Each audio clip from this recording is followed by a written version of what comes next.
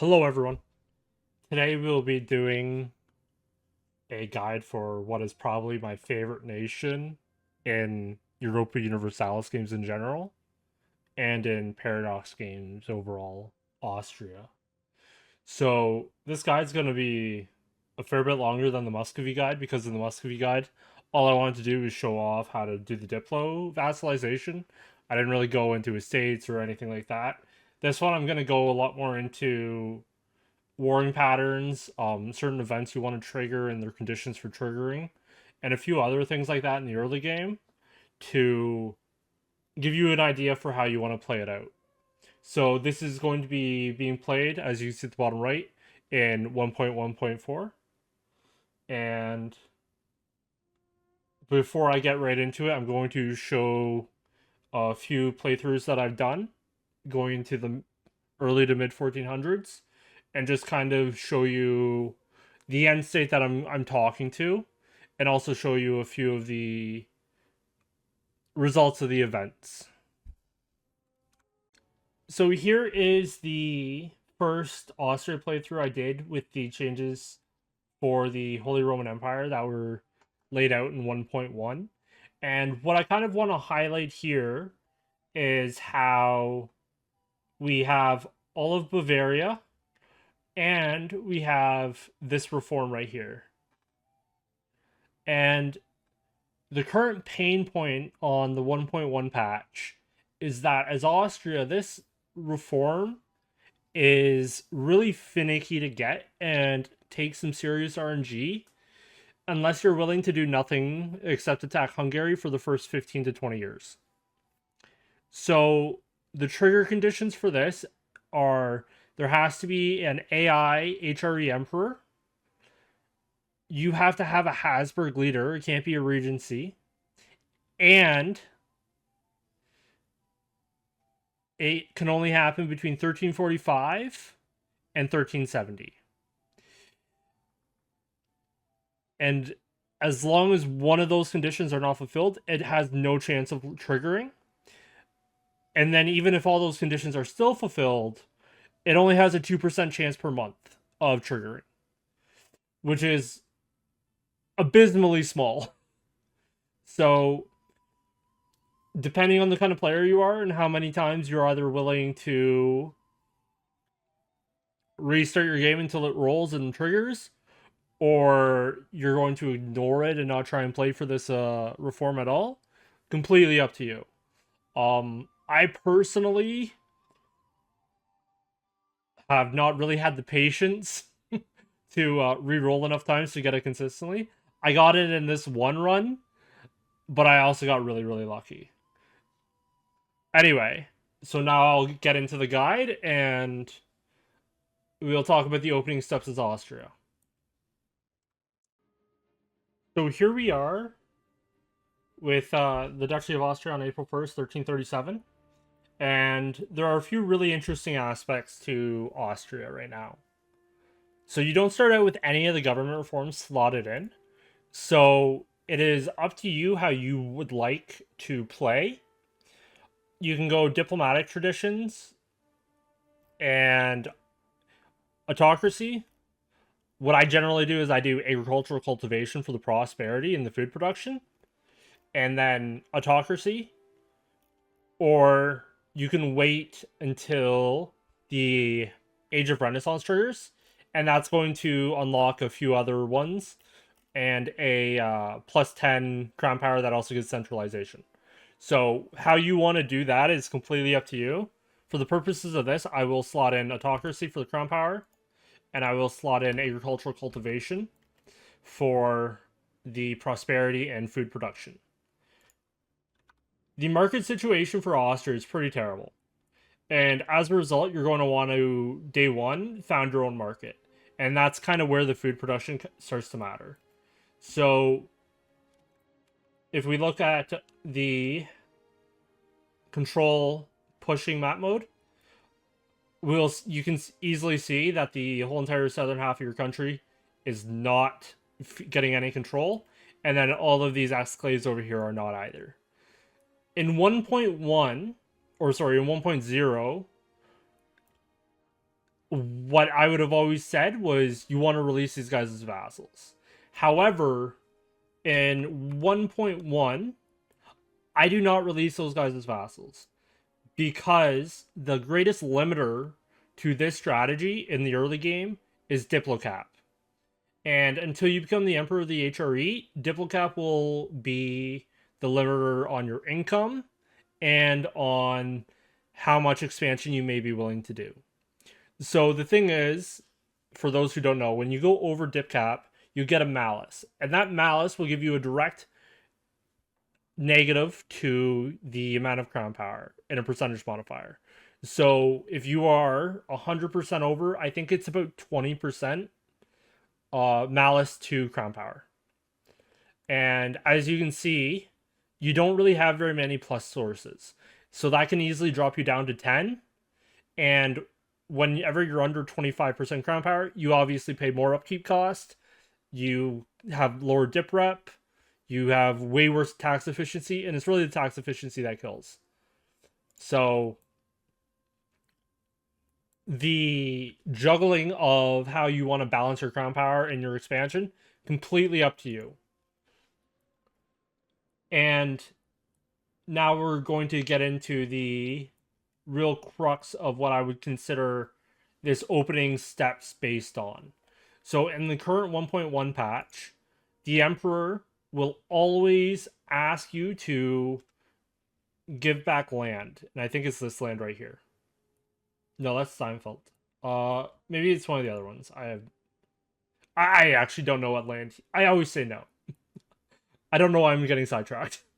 So I always say no, and then what he will do is he will declare war on you. Now, Upper Bavaria gets an event where they can vassalize Lower Bavaria. Very early into the game. And what this opening strategy lets you do is fully annex Upper Bavaria, get Lower Bavaria for free, antagonism-wise, and then immediately, because these guys are all cores, you release Upper Bavaria, and then you just annex these guys, so you don't have to integrate. But because they're all Danube Bavarian, which is your primary culture, as seen here, this will become core land. And once you plop down a local governor in Linz, all the way over to Vienna, from Vienna to it's not gonna tell me the name. It's Munich, right? Yeah, over to München. Sure, I'm pretty sure it doesn't matter. All the way over to this part of Upper Bavaria, it is going to have control. And the reason we do that is because there is silver here and silver here. So we're going to move our capital to Graz, and we're also going to found our market in Graz. And then Austria receives an advance that allows for proximity pushing through mountains. Right here. So mountain proximity impact is halved, hills halved, plateaus halved. And as a result, you're able to push proximity into the south through most of the iron and coal up here. And then the river, that is for what it's working, because rivers are bugged terribly right now, along the Danube, it will push proximity through the lowlands and into Bavaria. Meanwhile, you're now also eating away at all of Hungary, and as you desire, expanding into northern Italy. And then, to cap it all off, and this is all the expansion you're going to be doing in like the first 50 years, is Tyrol is now, at least in my experience, very consistently triggering the event for the Habsburg succession into the County of Tyrol. So Countess Margaret, in my experience, is not having children with her husband. That's a little bit RNG. If she has a kid and he doesn't die to the Black Plague, I don't know if the event will still fire. I don't think it does, unless they change some of the scripting. But essentially what you have is you'll have this through event, You'll get these through your first war in the first 5 years, and then you'll pretty much get all of this within 15 to 20 years. And this is how we're going to do it. So, early game diplomacy, I always guarantee early game diplomats are what matters most. I always offer a guarantee to Tyrol. I've not tried offering an alliance because I'm always afraid that if I offer an alliance, Bavaria won't declare war. So I don't offer the alliance, and alliances take up dip cap. We're going to need that. I improve relations with the Kingdom of Bohemia. So after we take Bavaria, their relations are going to go negative. But I've never had Bavaria join Bohemia, not Bavaria. I've never had Bohemia join the coalition against me post annexing Bavaria. So that's first is Tyrol, second's Bohemia, and then third I start improving with Milan after I have depth. So this is not a very tall playthrough. This is very much wide. We are just ballooning out as fast as possible. So just fix our budget a little bit. All right. I always automate markets, and then as soon as it's time to build the local governor, I'll import gold. All right. And then automation. I also automate assigning generals and admirals.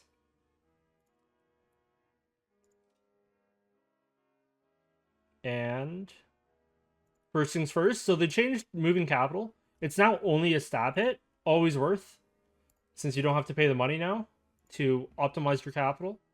And then we're going to create the market second.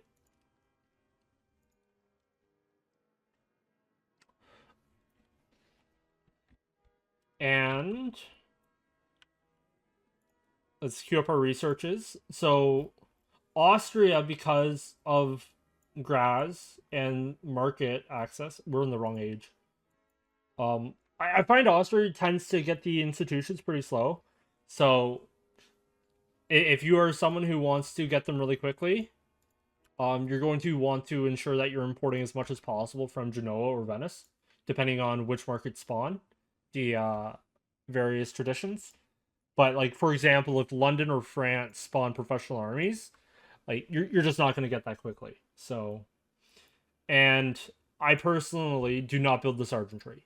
So something you can do if you want to have the chance to spawn professional armies is I'm looking for values.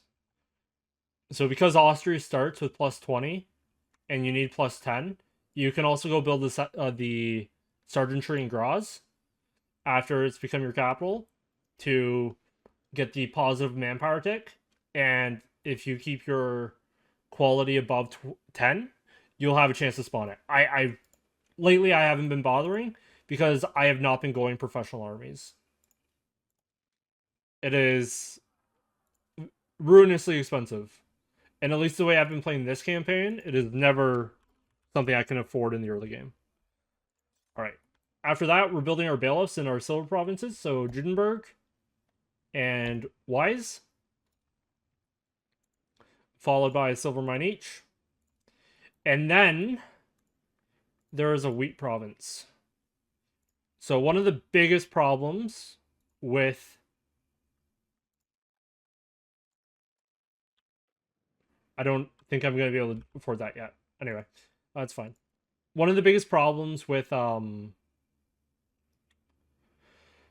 this capital here in Graz is you're going to have a lot of starving provinces early game. So we're going to go unlimited export here. And then we're going to set our rivals. So I always recommend setting threatening rivals because they finally added a Casus Belli in 1.1 for rivals. So now there's actually some legitimate value. And one of the early actions we're going to be doing is spy network for CBs on Hungary. All right. Our brother goes in and top mill guy. So mill guy here, he's going to... We're just going to slowly start integrating some of this territory. Whatever you do, if you do decide to vassalize these lands out here, ensure that the province of Argau, however you pronounce it, ensure that this province is in a fiefdom. If your ruler does not directly control it, you will get a really bad debuff because you've lost your ancestral Habsburg lands.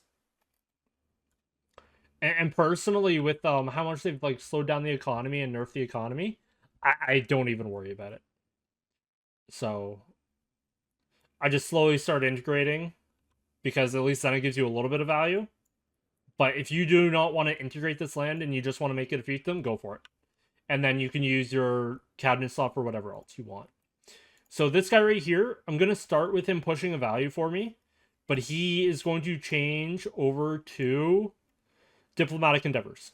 And he has a pretty good dip rating always. He's one of the hard-coded stat starts, and this is going to lower your antagonism by like 20 plus points. So I'm going to play out from here a little bit, and then I will see you once the war with Bavaria starts. And I realize that there is actually a privilege I do tend to give out right away. Common militia. And then I love belligerent. Belligerence is really good. So I tend to always give these two at the start.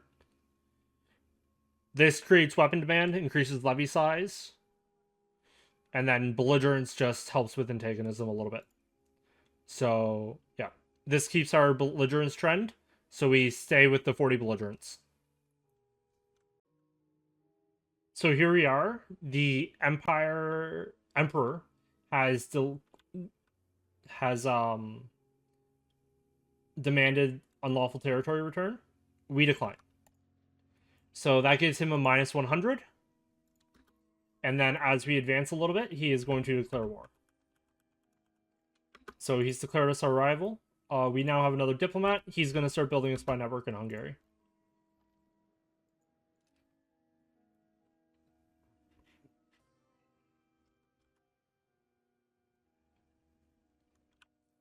And early on, we're going to be losing money. That's why we didn't increase cost of court. Or stability. Although we might just preemptively start lowering the food costs.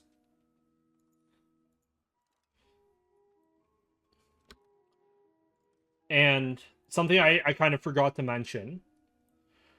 The reason we're okay with the antagonism super early like this is because once we take Upper Bavaria, this guy will stop being the emperor. And that means that the HRE is going to have a vote. And we need an AI to get elected. And this is where the RNG really comes in. Because I've had a few games where the guys didn't get elected.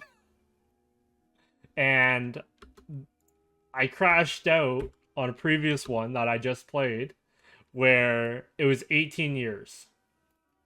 And the dude hadn't got elected. And just... it was pure torture for me. And we're just, because of how this is going to work... yeah, here's the war. So... this war is super simple.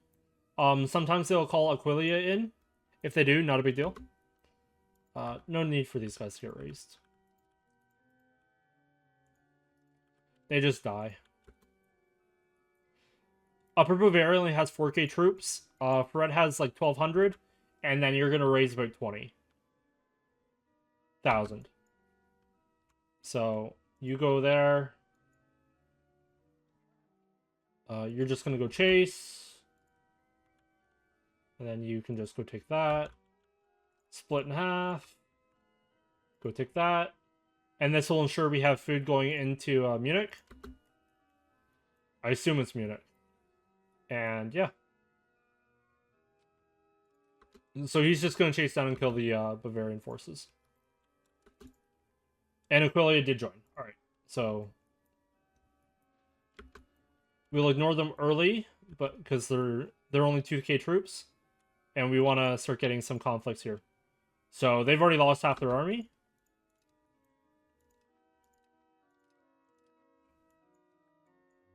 Okay. You go there. They almost got wiped, I think.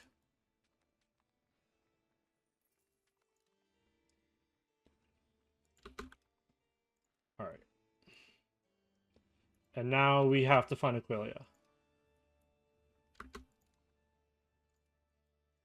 You go to there. You go there.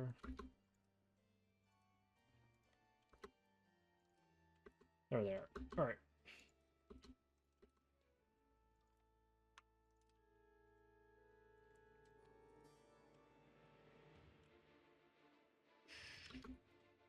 Okay. So we are improving with Milan? Not yet. Let's do that now. And then our states are expanding our iron for us. That's always a great thing to have.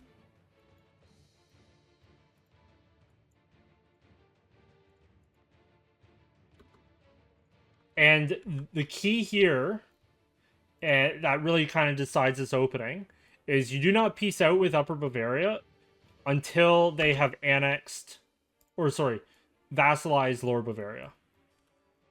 Because the whole entire point of this is you get the entire shebang at once.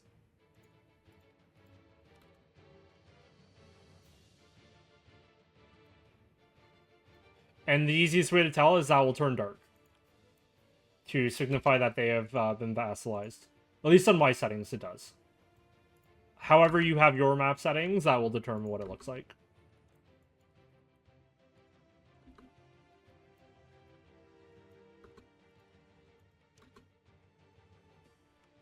Alright, where these goofballs go? Whatever. I have enough of them annexed. We can just get maps and money. So, money, war reps, and now we go maps.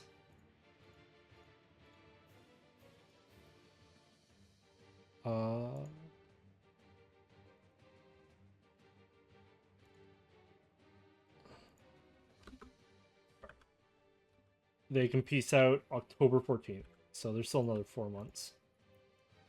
Yeah. Forts, cost court. Yep. We're just losing money. Nothing we can really do about it.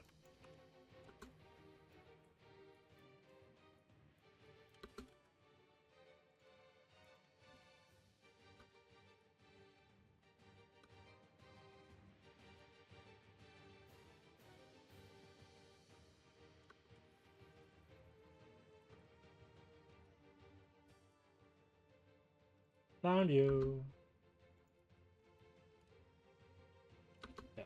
So Munich captured, but Lower Bavaria has not been vassalized. So we are not ending this war. But we will dismiss you guys.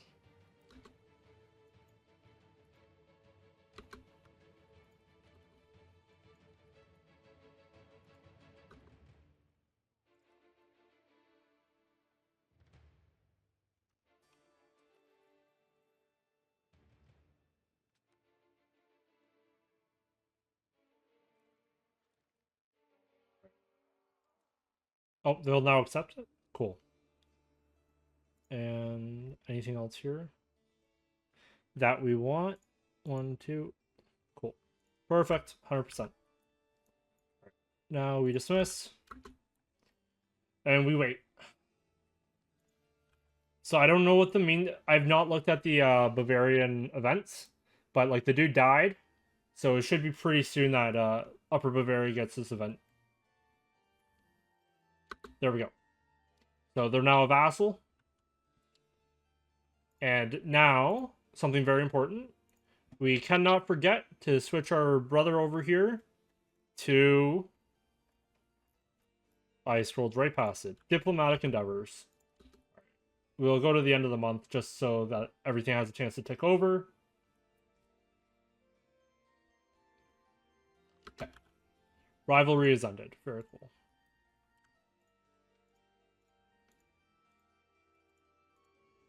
And we take it all. So if we're looking at this, right?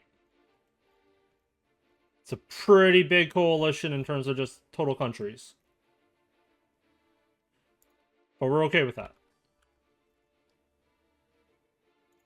Right here, create subject, historical, Duchy of Upper Bavaria.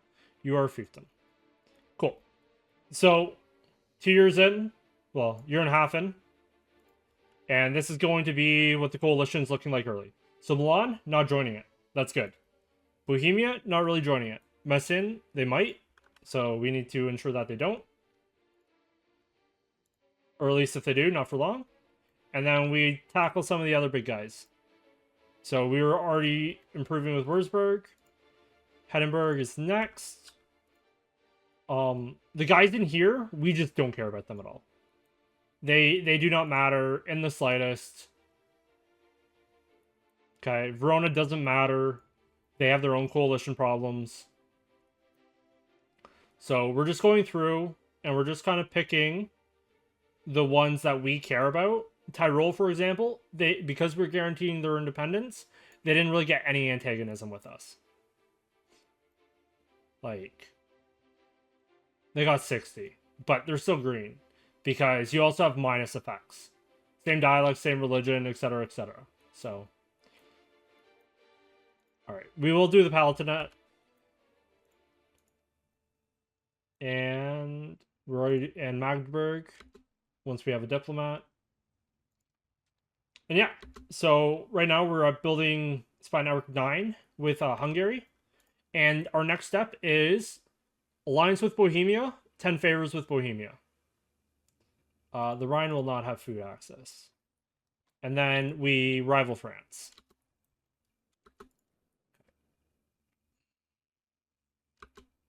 And the next big step for us is going to be the upcoming law debate, or parliament, which is 5 months. So about 2 years after game start. All right. Yeah, we're just turning off food. People are going to starve. That is the cost of doing business here. And we will get rid of that.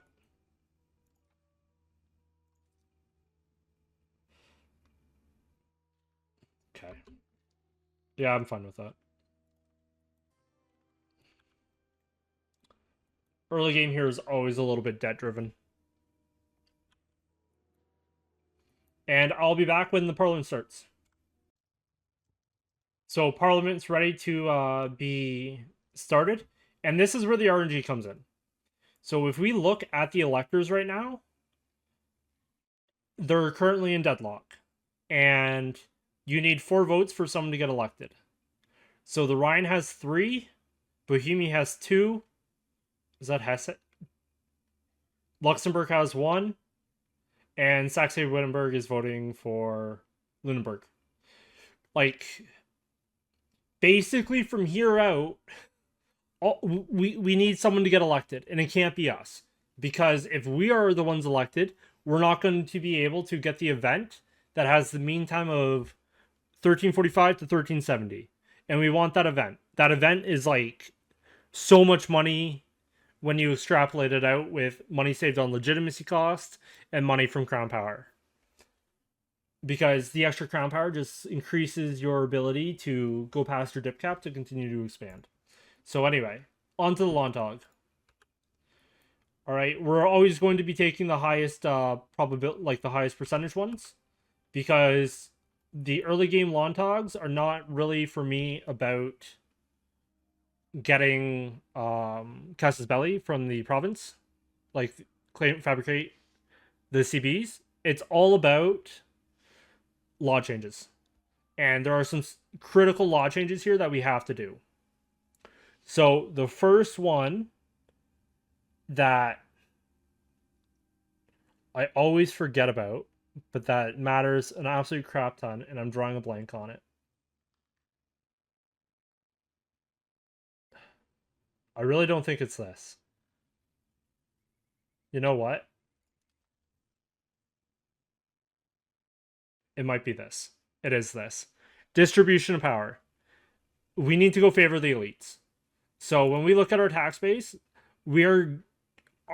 our burghers and our commoners are poor. We are currently taxing our nobility at 8%. That's giving us 3.5 ducats. We're taxing these guys at 38.7%. It's giving us 5 ducats. So 10% here, that's another 4 ducats, easy. right? And then the nobility in the early game just gets richer. So we need to get off with traditional distribution, which also gives us negative crown power. And we need to get on to favor the elites. All right. And then after that, who are we reducing with? Bohemia? Yeah. That's annoying. I don't really want to do that. Balance court from royal court. What are we currently on?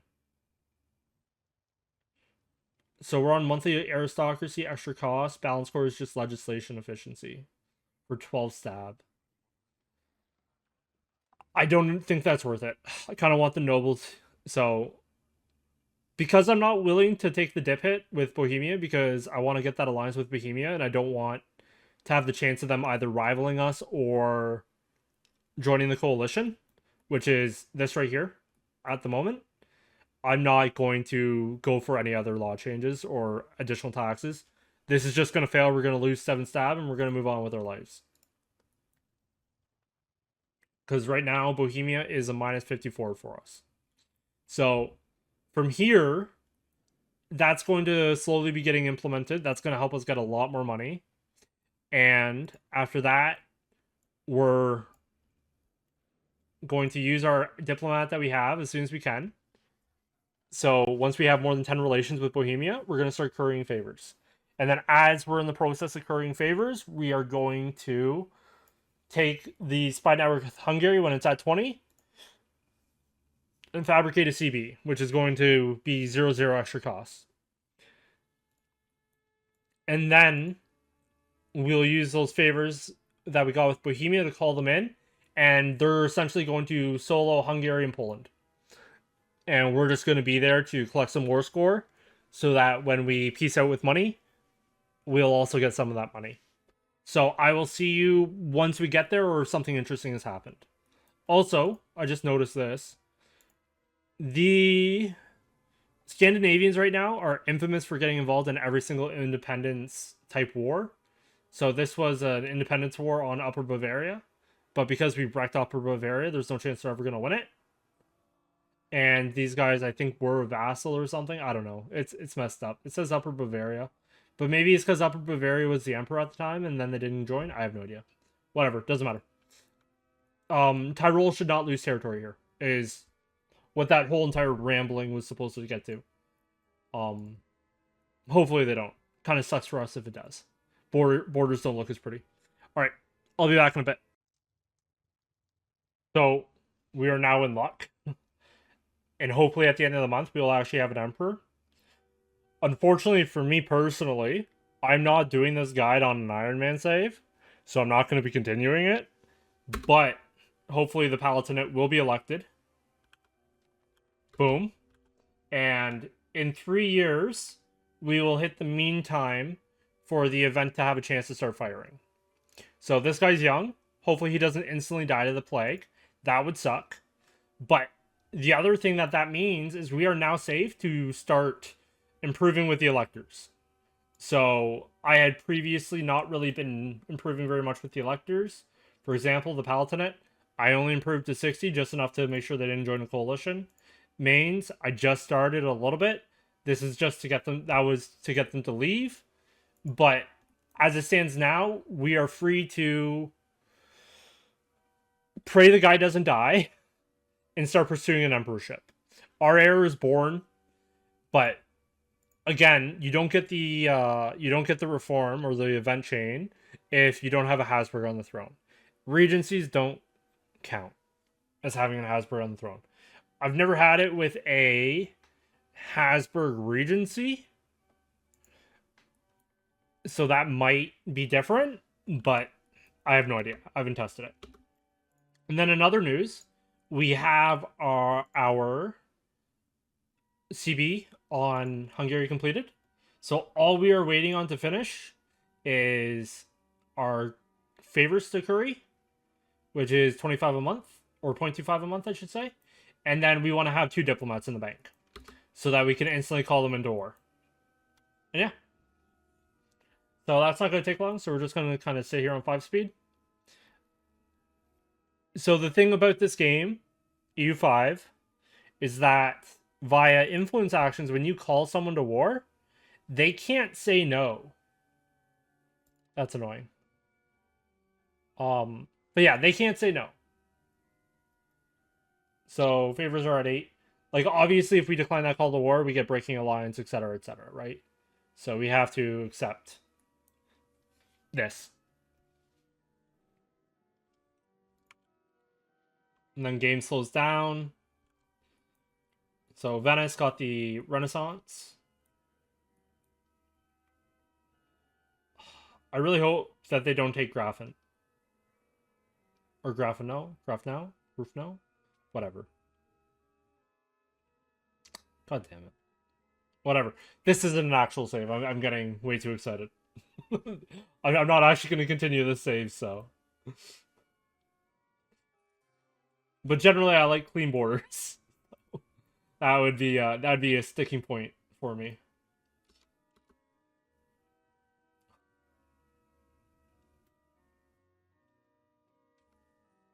Okay, and we can now declare war. So Bohemia here, 250 reasons not to join. All right, but we're gonna attack them. Our forts are not going to enter disrepair. And we're going to go here, and we're going to use favors to call them in. And so now Bohemia is in our war. As you can see, 71,000 to... They're going to have more eventually, but...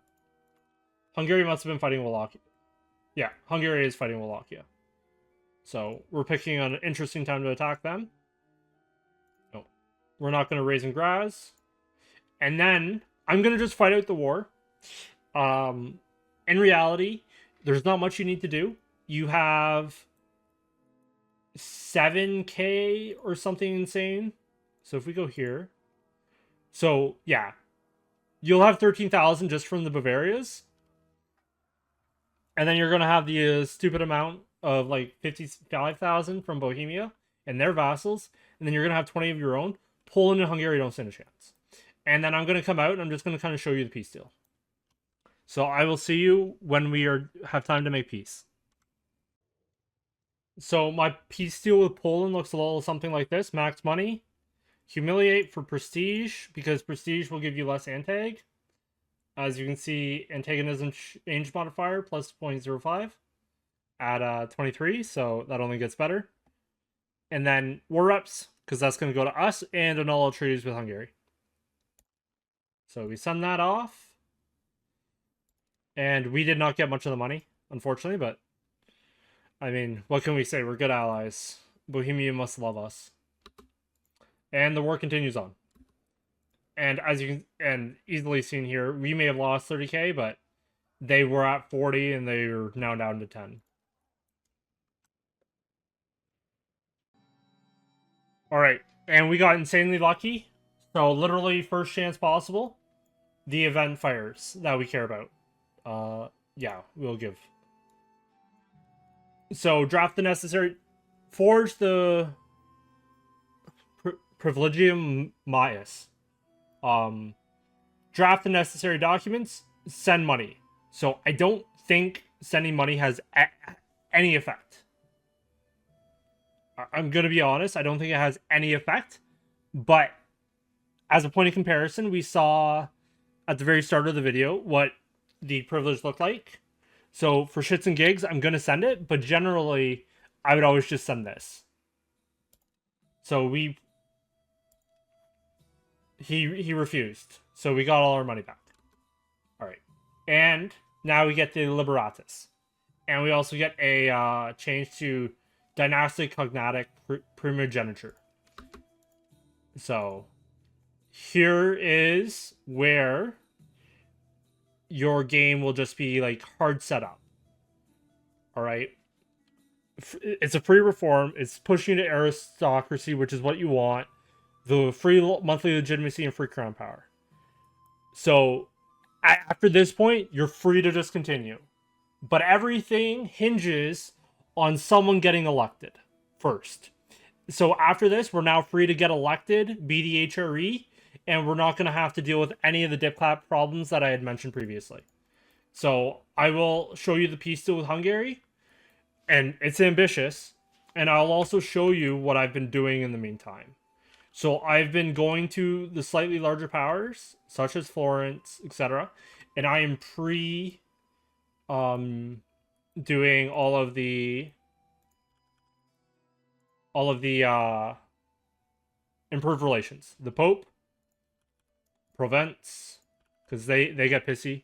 They're part of the HRE, and we are just avoiding the potential of a massive coalition or excommunication. And this little coalition right here, this is amazing for you. Essentially at any point you want in the game, you go to war, and then you just like take them off one at a time, and you have beautiful borders and a lot of really good money because you just like start releasing like blob vassals. So like one province, one province, one province, and by that point you've controlled southern Germany. All the electors are in your hands because if you go for early emperorship, you can get Brandenburg in a PU, which I'm not going to show because I would be playing way too far in. And you're also going to have full control over the Balkans in Hungary, and all the gold and everything will be within proximity range, and you're just set. Bohemia is no longer a threat. France, please go away. You just don't matter. Austria reigns supreme. So right now we're just carpet sieging, and we can do the first piece out. So as we can see, Bosnia, they're disloyal. They have an event. I do not know if it's going to be able to show us what the event is. Liberty Desire from events. They get like a -100 at the start of the game. The problem is when this country disappears, they will come back with this event. As a result, you do not you take Bosnia, but you do not release the historical vassal of Bosnia. So thank you for your money, although I didn't get any of it. So you take it, and you take it separately like this. This will let you see what the AE impact of taking it is, because this will update on the month. So who cared? Serbia cared a little bit. Croatia's going to die. We're going to take it. In the HRE, no one cared. So, like, these guys might start caring eventually. So, like, Siena here? Absolutely. We will improve relations. Pisa, we might think about it. And once Croatia's been captured. So now we piece out Croatia. Croatia is in a PU, so they can be pieced out separately. Because they're just defending their PU partner. Boom. I appreciate you. Okay. You always take these. Because the person who gets pissed off the most by this is Venice. And Venice has no antagonism towards you at all, right? They're not even willing to join a coalition at this point. Because they only have 40 antag. So we're waiting for the fall of Buddha. And then we're going to take Pest.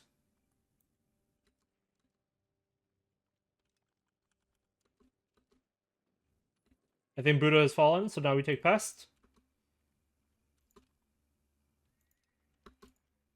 Okay. Too many things are going on. Okay, and then we're going to take that. Just because owning the province kind of helps with the cost a little bit. Especially with forts. Okay. And now, we look at Hungary, right? And they're at 97%. 99. Cool. And now we're doing the Hungary deal. So, whether you do this way or not, it's up to you. This is extremely cheesy. So right now, the AI is not programmed to change their capital. So I always take all of Haunt, I always take all of Pozny, and then we just play Ring Around the Rosie. And Buddha. So they keep Buddha. Sometimes I let them keep that. That's up to you. It completely depends on how you want to do your AE. So right now this is 76, and then I'll do this one. So that puts me at 87 AE. And who is willing to join a coalition? Pavia. Venice is now willing to join. But Venice willing to join is like really minor. So if we wanted to, we could easily just send a Diplo rep to the Hansa and Venice, and they would be out of the coalition right away. But there is absolutely no one of interest. Like Lower Bavaria, they're your vassal. They're not going to join. Hungary, who cares? You just ate them. So this is our peace deal. And once Hungary fully surrenders, which they just did, they will no longer care about this being separated. So we go here, we go war rep, and we humiliate. And then we'll just take what money's left, and we call it. All right, welcome to the first peace deal. So we have a lot of stuff here, and a couple really important notes. I would say keep pest for yourself. There will be a Hungarian rebellion. Hungary might come and aid them. If they do, that's great. You have a free war to eat up a bunch more Hungary. When creating subjects, I will release the Kingdom of Croatia as a fiefdom. And then all of a sudden, you are the King Albert. And who doesn't want to be king? And I will release Bosnia in custom subjects. And the reason is because that event with the minus diplomacy. Or the minus loyalty, sorry. Because of that event, it survives the tag. So it's like, it's tied to the tag. It's not tied to the existence of the tag. Like, those modifiers, they don't disappear when the tag disappears. So we just kind of go through here like this. And then this does not get given away. This will go to haunt. Most of this will go to that. And then that will go to there too. Okay. Hungary. We will get another CB. No, we can't. Well, we have a truce. So hopefully the spy network isn't detected. Or else I just wasted a lot of diplomatic points. So you guys will get this. And then we start seeding location. Okay, and then we go to haunt. Right here. And we seed location. Cool. So if we were to go look at our diplo cap right now, when this bad boy updates, okay, we're already at 5.2, right? We're already at the limit. And then if Tyrol pops, not pops, but like if the event triggers, because she doesn't have a kid, and this is usually post Black Death, but if that triggers and she doesn't have a kid, you're going to get Tyrol, and that's going to start putting you over, and you're going to start getting a bit of a Crown Power Malice. So how you deal with that from there, completely up to you. If you want to keep expanding, which I generally do, because I tend to just ignore it, I've been playing very, very wide in 1.1 instead of tall. I go do that. Right now, I'm not paying for extra food. My nobility, that privilege has gone through. I'm getting max tax 23.6. That's about half a ducat per percent. I also got like an event. That's why I still had a loan. I had long paid off the other two loans we got early. And one thing I did not do is I did not build the palace, the local governor. So something you can do if you want is you can go into Vienna and you can build the local governor easily. I haven't bothered because like the silver mines will carry you in the early game, and ideally you want Linz to be the province that gives you that you build the local governor in, so that you can push all the way down. And because like local governors will in effect cost you 7 to 8, instead of making 8 ducats right now, I'm probably making 3 or 4 based off of the GDP coming from here. So like that is an up to you. I didn't bother. I first couple runs I tried it. I didn't really enjoy it. I didn't find it worked well, but it's definitely worth to continue developing the silver mines. And so I'll show you a couple of the runs that I've done very recently that I didn't get the privilege. And I was like trying, and I wanted to see, do you get it later when you get the Archduchy event? No, you don't. When you become an Archduchy, you do not get the privilege I was talking about. And like here is this particular Austria run. So as you can see, the local governor is in Linz. We're pushing all the way through over and over. we've just continued to eat into Hungary. After eating Bohemia, or Bosnia and Croatia, sorry, we ate Serbia, we ate Epirus, and this is the coalition. And there isn't a coalition, because we're the emperor. And I am spending no money on dip, and I have a plus 60.5 with this many actions going on. So that's minus 15, that's minus 10, and I have no idea what this costs. But let's say I'm spending, I'd be plus 1, let's say, without any spending in dip. I spend in dip, all of a sudden I'm plus 1.5. But I'm not spending 50 gold on dip. And yeah. So one of the things I do generally recommend is you kind of just like set up some of your wheat provinces in this market as you can.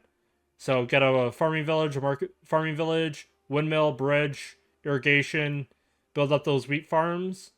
And like this one's building 141 food. And it will stop the starvation in there. So generally like 2 or 3 of those and you should be good. So I have one here in Perg. And then one here in Feldbach. And that will fix your wood issues. And Austria is just like super resource rich. After you start taking all these guys, you're going to get all the gold and the silver you could dream of. Because you're eating Upper Hungary. And the reason why you isolate capitals is because of control. So when a country has no control, it becomes a lot cheaper. And so like taking this stuff is dirt cheap. So yeah, just some things to think about. In this particular game, Poland became a rump state. Lithuania's growing pretty good. Bohemia expanded more than I wanted them to.